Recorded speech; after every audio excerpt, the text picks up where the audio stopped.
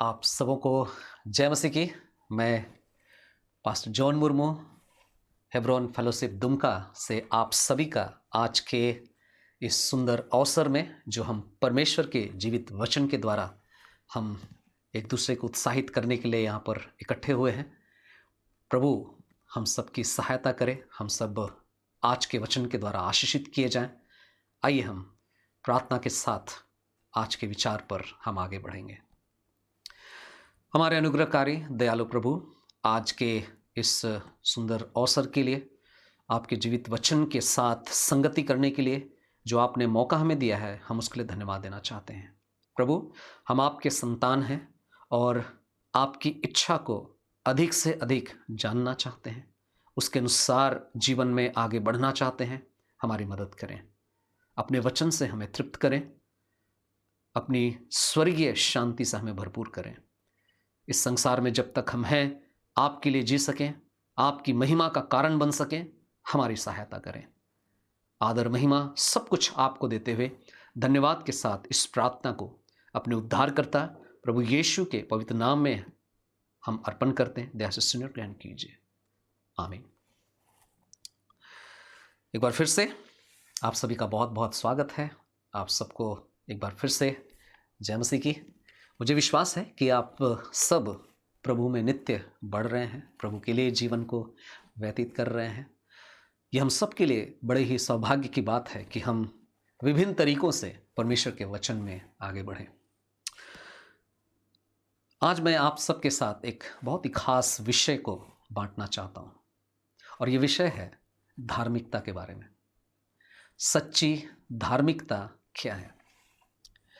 अनेकों बार जब हम धार्मिकता के बारे में बात करते हैं तो कई बार लोगों का जो नज़रिया है, या किसी इंस्टीट्यूट का, या चर्च का, या चर्च के अगुओं का, या फिर कोई ऐसे समूह का क्या सोच है, उसके आधार पर हम अपने इस धार्मिकता के जीवन को कैसे देखना है, उसको देखने का प्रयास करते हैं।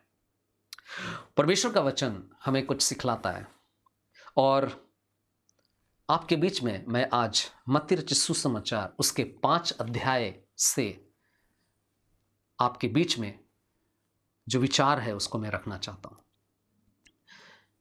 प्रभु शुरुआती स्टेज में जब अपनी सेवा को कर रहे थे, बहुत सारे लोग उसके पीछे चलना चाहते थे, और ऐसे में प्रभु अकेले नहीं बल्कि अपने साथ एक टीम को लेकर आगे बढ़े। अपने साथ कुछ लोगों को साथ में रखकर उन्हें सिखाया परमेश्वर के लिए हमें कैसा जीवन व्यतीत करना चाहिए। और वो जीवन अद्भुत था, वो जीवन खुद जीकर उसने दिखाया। अगर प्रभु ने चाहा तो हम इस अध्याय को क्रम से सीखेंगे। मत्ती रचित सुसमाचार उसका 5 अध्याय और उसका 1 और 2 पद, पहला और दूसरा पद मैं आपके लिए पढ़ देता हूं। यहां इस प्रकार से लिखा हुआ है। ये जाना जाता है पहाड़ी उपदेश के नाम से। ये खंड, ये भाग जो सुसमाचार में पाया जाता है, धन्य वचन के रूप में भी जाना जाता है। कई लोग इसे धन्यवाणी के रूप में जानते हैं। पहला और दूसरा वचन, 5 अध्याय और उसका पहला और दूसरा पद। इस भीड़ को देखकर वह पर्वत पर चढ़ गया, और जब बैठ गया तो उसके चेले उसके पास आए। तब वह अपना मुंह खोलकर उन्हें यह उपदेश देने लगा। प्रभु यीशु मसीह जब इस पृथ्वी पर सेवा कर रहे थे, उन्होंने बहुत सारे विषय के बारे में सिखलाया, और ये मत्ती रचित सुसमाचार में 5 अध्याय हमें ये याद दिलाता है कि अगर कोई परमेश्वर की इच्छा में जीवन बिताना चाहता है, परमेश्वर के लिए अपना जीवन व्यतीत करना चाहता है, तो उसको कैसे होना है, उसका जीवन किस प्रकार का होना चाहिए, उसके बारे में यहां पर बतलाया गया है। क्योंकि वही जीवन जो परमेश्वर चाहता है, जिस तरह का परमेश्वर अपने पुत्र यीशु के द्वारा प्रकट किया, आपको ऐसा होना है। जो उस जीवन को जीते हैं वे ही परमेश्वर के लिए धार्मिकता के जीवन को जीते। इससे कोई फर्क नहीं पड़ता है कि लोग क्या बात कर रहे हैं या लोगों की मांगे क्या है। सबसे बड़ी जरूरत है कि परमेश्वर की मांग क्या है, परमेश्वर क्या हमसे आशा करता है। यहां पर अगर आप गौर करेंगे, प्रभु यीशु मसीह पर्वत पर चढ़कर वहां बैठ गया और वो वचन कहने लगे। कांग्रीगेशन, प्रभु यीशु मसीह के जो श्रोतागण हैं, जो सुनने वाले हैं श्रोतागण, वे उसके चेले थे। चेले कौन होते हैं? वही जो गुरु के पीछे चलते हैं, उनको चेला कहा जाता है।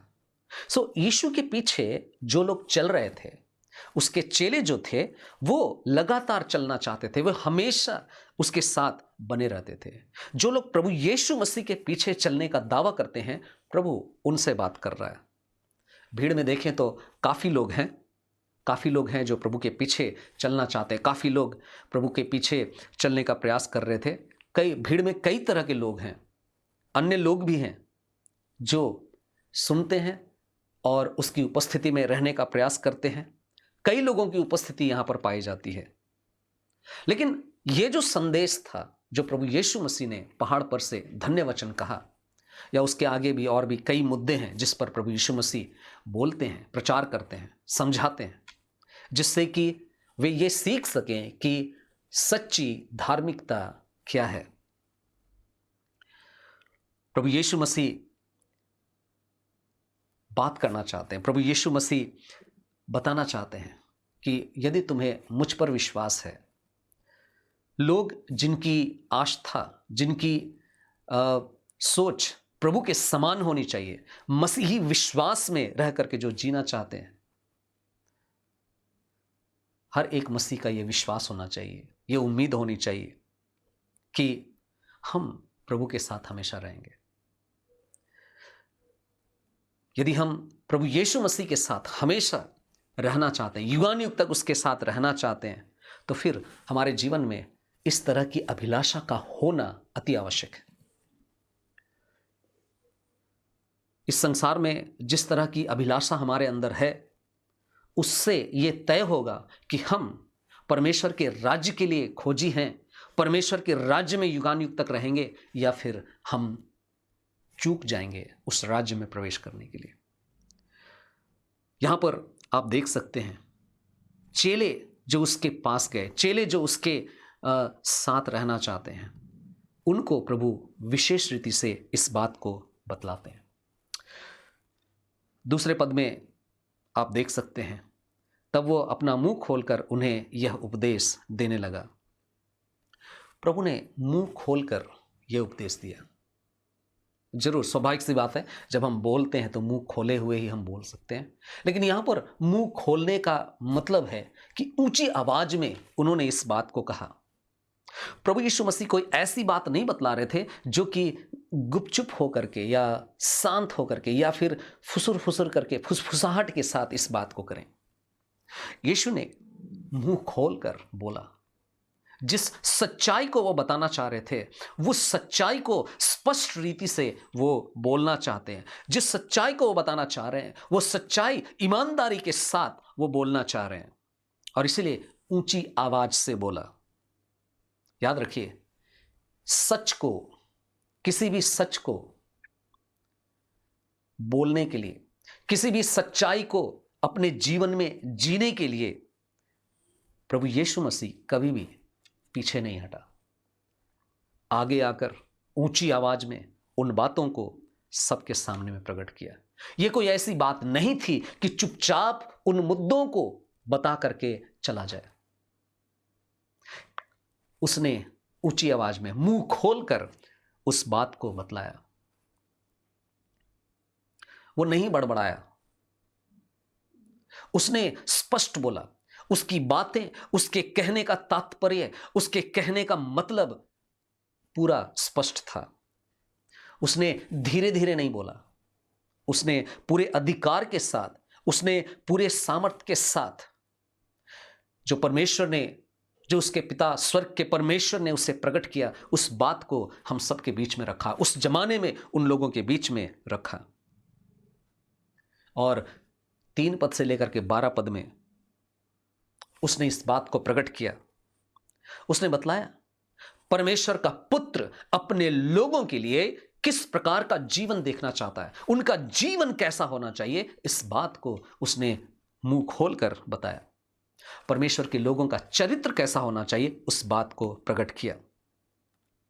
यहां पर अगर हम गौर करें, 8 ऐसे स्वभाव प्रकट किए गए हैं जो परमेश्वर का जो अनुग्रह है, उस अनुग्रह के दायरे में ये आशीषें मिल सकती हैं।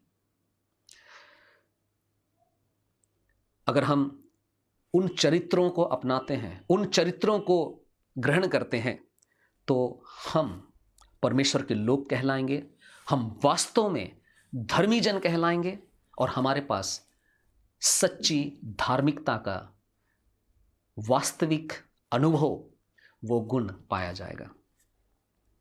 यदि हम उन सारे गुणों में फिट होते हैं, तभी हम धन्य हो जाएंगे, जो यहां पर बतलाया गया है। लेकिन यदि हम उन 8 गुणों में अगर फिट नहीं होते हैं, तो फिर हम शायद परमेश्वर की जो अनुग्रह की आशीष है, उससे हम वंचित रह जाएंगे। यदि कोई व्यक्ति परमेश्वर के वचन में, परमेश्वर की उपस्थिति में बढ़ना चाहते हैं, परमेश्वर के सामने धर्मी होना चाहते हैं, तो इन गुणों का होना अति आवश्यक है।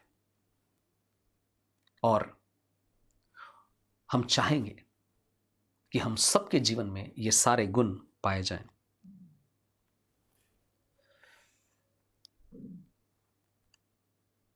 सबसे पहले यदि आप देखें, यहां पर 3रा पद हमें क्या कहता है। सबसे पहला गुण जो हमें यहां मिलता है, जो कि हमें याद दिलाता है कि हम कैसे अपने जीवन में आगे बढ़ें।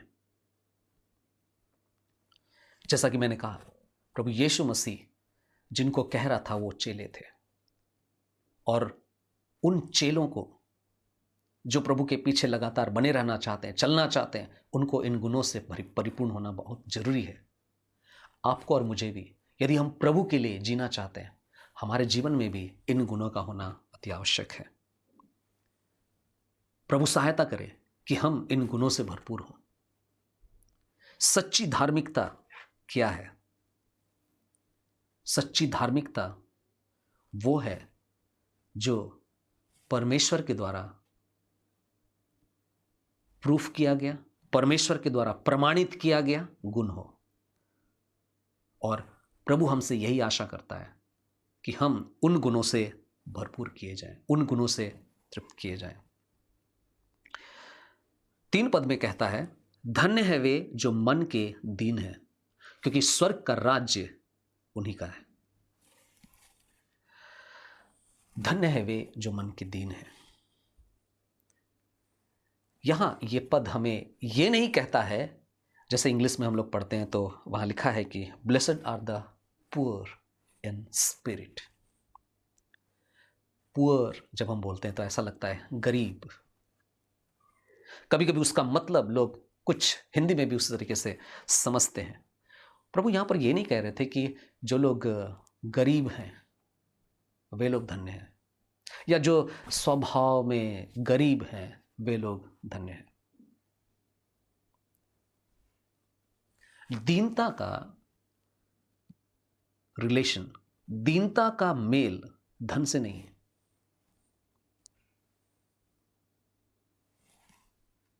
दीनता धन में नहीं, बल्कि मन में दीन होना अति आवश्यक है। मन में दीन होना अति आवश्यक है। यहां पर परमेश्वर का वचन हमें उन हर एक लोगों को कह रहा है, चाहे वो स्त्री हो चाहे वो पुरुष हो, हर एक से एक ही बात कहना चाहता है। और वो कहना चाहता है कि हम अपने जीवन में, अपने जीवन के बारे में न्याय करने के संबंध में हम क्या सोचते हैं। ये वचन हमें याद दिलाता है कि हम अपने प्रति अपना व्यवहार कैसे बनाए हुए हैं। क्योंकि वचन कहता है, धन्य है वे जो मन के दीन है, उनके खुद के अपने मन के दीन है। दीन है ऐसा प्राण, ऐसा मन, ऐसा सोल जो अपने जीवन में अपने आप को खाली महसूस करते हैं। किन बातों में? कि परमेश्वर का अनुग्रह कब होगा? हम भरे पूरे नहीं हैं। परमेश्वर की दया, परमेश्वर की आशीष, परमेश्वर के गुणों से हम भरे पूरे नहीं हैं। हमें चाहिए, हमारे अंदर भूख है, हम पाना चाहते हैं। ऐसे लोग जो अपने दृष्टि में धर्मी होने का घमंड नहीं करते, अपने हिसाब से धर्मी होने का गर्व नहीं करते, बल्कि परमेश्वर पर भरोसा रखते हैं। अपने भले कार्य पर जो भरोसा नहीं रखते, जो कुछ भी कार्य उन्होंने किया है उस पर भरोसा नहीं करते, अपने खुद के जो अच्छे विचार हैं उस पर भरोसा नहीं करते, बल्कि परमेश्वर के विचार पर भरोसा करते हैं।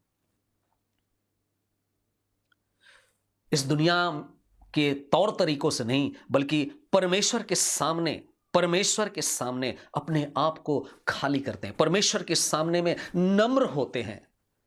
परमेश्वर उनके बारे में बात कर रहा है, जो लोग अपने हृदय में, अपने मन में परमेश्वर की दया के लिए इंतजार करते हैं, परमेश्वर के दया के द्वार का इंतजार करते हैं।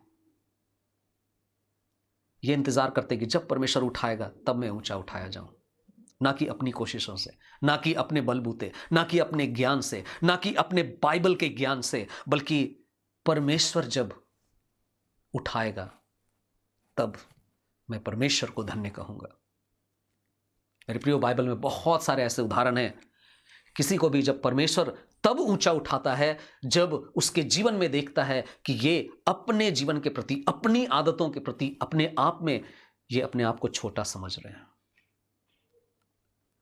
परमेश्वर सबसे पहले मनुष्य को ऊंचा उठाने से पहले, अपनी दृष्टि में धार्मिकता के मार्ग में ऊंचा उठाने से पहले, सबसे पहले वो नीचे ले जाता है, नीचे डालता है।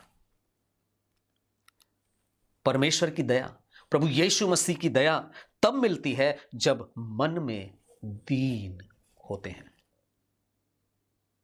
मालूम है, नीचा करना, परमेश्वर जब नीचे करता है, जब हमें झुकाता है, वो परिस्थिति बड़ा दर्दनाक होती है, वो परिस्थिति पीड़ादायक होती है। लेकिन परमेश्वर का तरीका यही है, परमेश्वर के कार्य करने का तरीका यही है। लौदीकिया, जो कि इस संसार को दर्शाता है, इस संसार में जिस तरह से परिस्थिति है, प्रकाशित वाक्य 3 अध्याय उसके 14 पद को जब हम देखते हैं, पता चलता है लौदीकिया दया को नहीं खोजेगी। लौदीकिया दया को नहीं खोजेगी, परमेश्वर की दया को नहीं खोजेगी।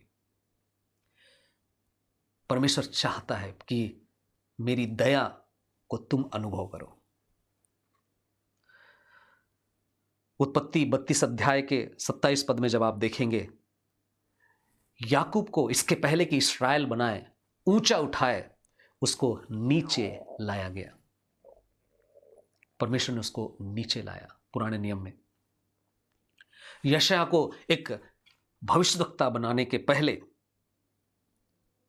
वचन कहता है, यशायाह उसके 6 अध्याय 1 से 8 पद को जब आप देखेंगे, आप पाएंगे यशायाह को भी नीचे होना पड़ा, नीचे लाया गया। गोमेर, जिसको दीन होना पड़ा, होशे नबी की पुस्तक 2 अध्याय 6 पद से लेकर के 23 पद में आप देखेंगे गोमेर का दीन होना। लूका 8 अध्याय के 43 पद में आप देखेंगे, आप पाएंगे जिस स्त्री का लहू बहने का रोग था उसको भी नीचे किया गया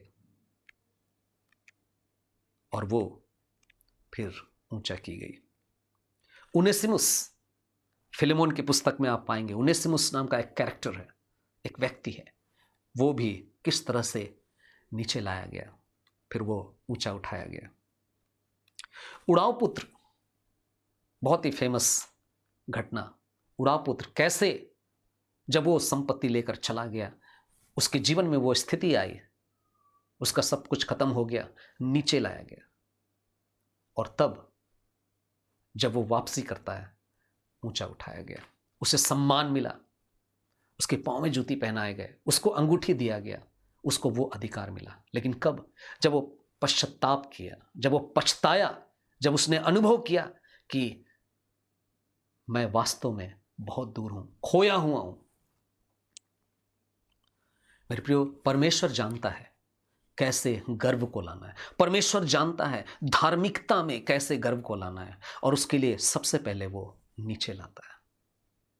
आज हम सबके जीवन में भी परमेश्वर हमें याद दिलाना चाहता है कि हम नीचे लाए जाएं, हम नीचे लाए जाएं। परमेश्वर अपने वचन में बार बार इस बात को हमें याद दिलाता है कि हम जो उसके लोग हैं, हम उसकी महिमा के लिए जीवन को व्यतीत करें। उसके नाम के लिए हम जब इस संसार में हैं, सच्ची धार्मिकता जो वो हमें देना चाहता है, उसके समान हम जीवन को व्यतीत करें। आज प्रभु जिन बातों को हमें याद दिलाना चाहता है, हम उसे ना भूलें। अपने मन में जब हम दीनता की बात करते हैं, वे मन में दीन हैं जिन्हें इन चीजों की जरूरत महसूस होती है। वो कौन कौन सी चीजें हैं? उनके पास कुछ नहीं है, वे कुछ नहीं कर सकते, वे कुछ नहीं कर सकते।